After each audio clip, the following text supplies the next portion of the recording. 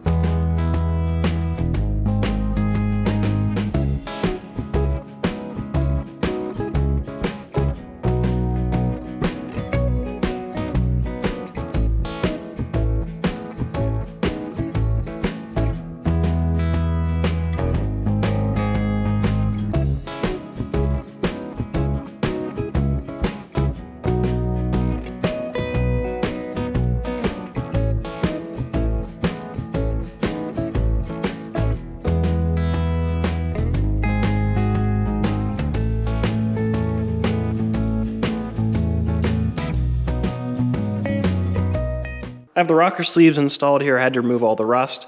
I had to plasma cut some large holes to clear this body mount, this little divot here. Then I punched a bunch of holes in the front here so that way I can plug weld the rocker to the rocker sleeve. I'm going to seam weld this the whole way around, the same with here.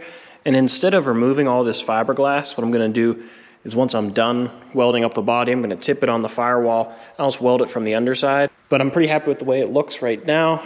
The nice thing about using the sleeve technique is that I already have the geometry of the pillar. The stock geometry, the angle, the lean with all 4 pillars is correct. And I've checked the doors once, so I know it's good. And then this sleeve just helps locate these two to make sure that they're on the same plane this way, and there's no twist in it. I also have all 4 body mounts right in this area bolted down tight, and then my dowel pin is located. So I know everything is where it should be.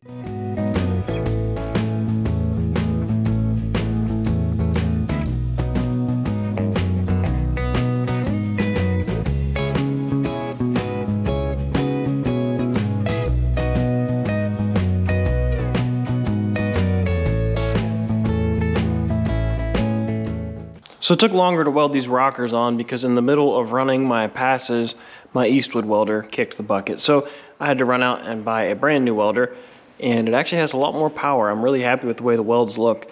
The welds look like they penetrated a lot more, and they just look a lot more flat than the little welder I had. So I plug welded all of those, and I welded everything on this side. I had to put a little plate here where this would have originally been located there, which was conveniently almost the same size as what I cut out from under there.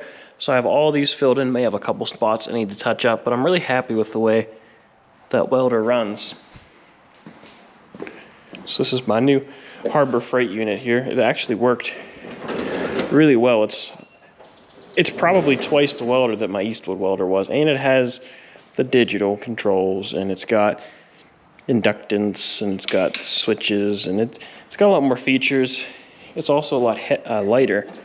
than this old dinosaur, which this thing worked well, but I think this one's got better technology in it.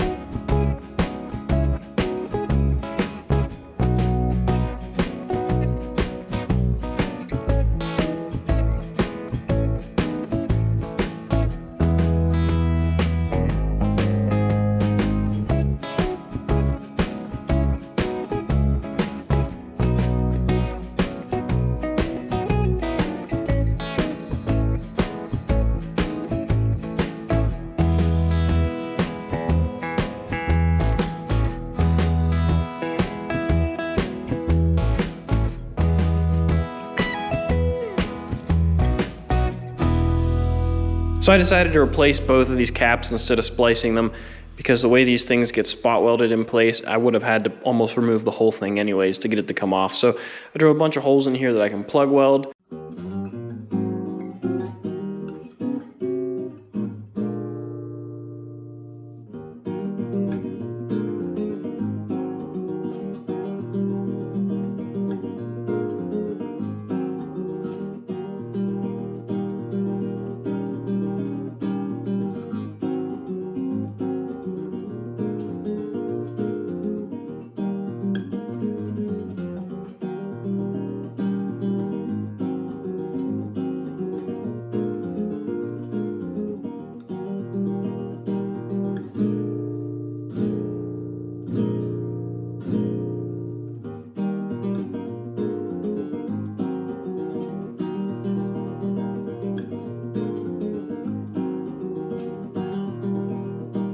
Set the doors back on, and instead of putting on the hinge pillar pieces of fiberglass, I put some washers in here. That way I can get full access to working on getting the windshield ready and welded in and installed. So I don't have to worry about disassembling anything. I can just leave the doors in place, which will save a lot of time. I already test fit them in once, so I know everything works. And I've been working on getting the doors to fit, but I decided to take a little break from that and start doing some house cleaning. So I removed all the dangerous shards of glass around the back and most of the rubber. And then I also started cleaning the inside. Got the halo out, and I exposed a little bit more rust, but I got the gutters out, so now I know everywhere I need to repair. And then I also got the seat belts out. I can't believe these nuts came off because, well, you know, they're a little crispy. You can still see it says Chevrolet. That chrome right there would probably clean up okay, but this back here, not so much. So these are going in the bin.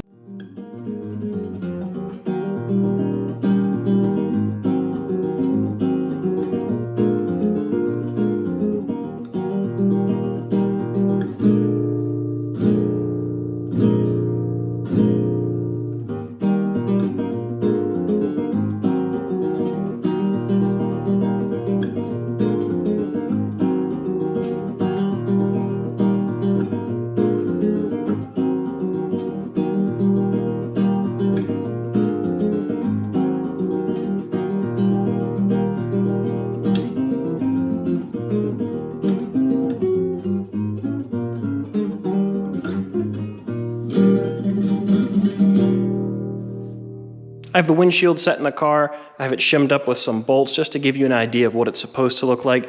It still can move around a little bit more, but this is a floating windshield, so it needs to have a gap the whole way around, and it really looks nice. I had to shorten this up in here, tighten this gap up so this side would get a little bit shorter, and that's the nice thing about mocking it up with the jig. It lets you know everything's close. And then you put a windshield in it just to make sure you're right on the money, and it's got a nice gap the whole way around. So this one's going to be perfect. This one should rope in no problem. So now I need to go through and drill some screw holes in here the whole way around to lock everything in, because this is really nice. And then just to show you what it looked like, it looks something like that. So this will be a real nice gap. It's nice and level. This is exactly where it needs to be.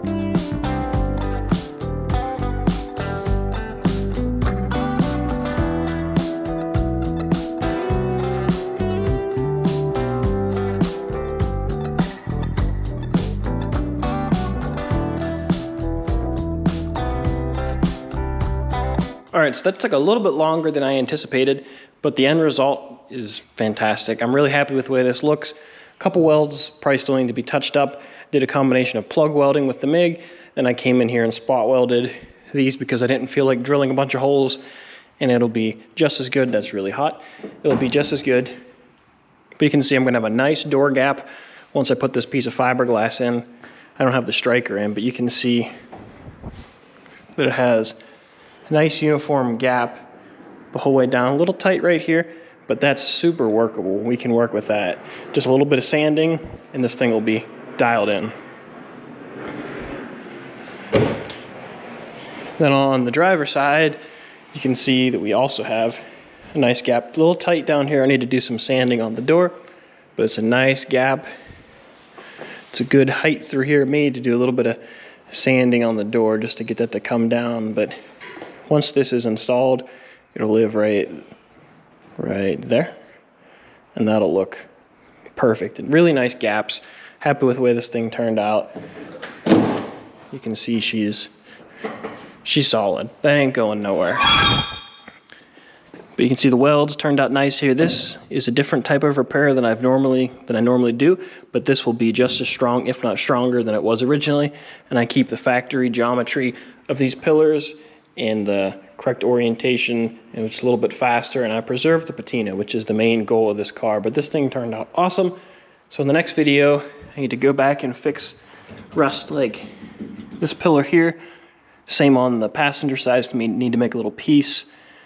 Fix a little bit of the metal that I mangled when I removed the gutters, replace the gutters, the drip rails, a couple little patches in here, and the passenger side has a big chunk in here. So I'll get all that replaced in the next video, and then we can start skinning this thing with fiberglass. But that's gonna do it for this video. If you enjoyed, please give it a thumbs up. Don't forget to subscribe. In the next video, you'll see I'm gonna work on some rust repair, which is actually after I eat lunch. I'm gonna edit this video, fix the rust in the birdcage, and then in the following video, you'll see me start to put the floor back in this thing, the firewall, and get all the fiberglass work finished on the back half until I get the chassis. So I have a lot of work to do, and I'll catch you guys later.